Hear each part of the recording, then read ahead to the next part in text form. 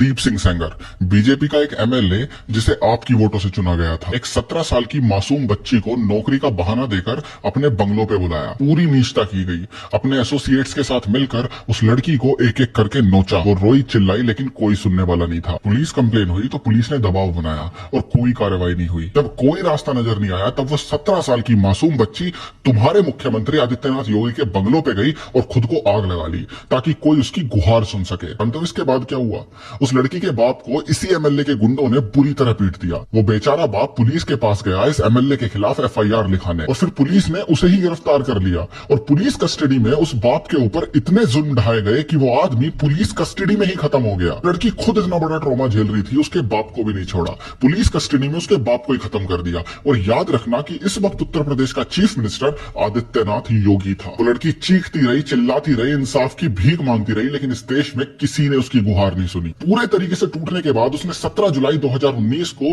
देश के chief justice Ranjan Gogoi को चिट्ठी लिखी कि उसकी जान को खतरा है और एमएलए के गुंडे उसे कभी भी नुकसान पहुंचा सकते हैं। लेकिन अफसोस सुप्रीम कोर्ट ने भी कोई गुहार नहीं सुनी। फिर 28 जुलाई 2019 को जब वो लड़की एक गाड़ी में अपने वकील के साथ जा रही थी तब एक ट्रक आया और उनकी गाड़ी को उड़ा दिया। उसमें लड़की का वकील गंभीर रूप से जख्मी हो गया और उस लड़की के साथ उसकी जो 2 आंटी ट्रेवल कर रही थी उस गाड़ी में, उनकी मौके पर ही जान चली गई। सेंगर को उम्र कैद की सजा तो हुई, लेकिन अब तुम जानते हो दिल्ली हाईकोर्ट ने क्या फैसला लिया है। दिल्ली हाईकोर्ट ने इस एमएलए की उम्र कैद की सजा को सस्पेंड कर दिया है और एक 15 लाख का बॉन्ड लेके इसे बेल भी दे दी है। आदमी ने जिसने 17 साल की नाबालिग लड़की के साथ इतना बुरा काम किया हो अपने लोगों के साथ मिलकर और फिर उसी लड़की के बाप को खत्म कर दिया हो, उसे हमारे देश में बेल दे दी गई है। कहाँ है चीफ मिनिस्टर आदित्यनाथ योगी जिनकी खुद की पुलिस की कस्टडी में उसके बाप की जान गई थी? कहाँ है प्रधानमंत्री नरेंद्र मोदी जो बेटी बचाओ बेटी पढ़ाओ का नारा देते हैं? यकीन मानिए जस्टिस तो बहुत दूर की बात है, अब तो सर्वाइवल भी खतरे में लगता है। कब बोलना शुरू करोगे भाई? वो 17 साल की लड़की तुम्हारे घर की बेटी भी हो सकती थी। खत्म हो चुका है मेरा विश्वास इस सिस्टम से, सरकार से,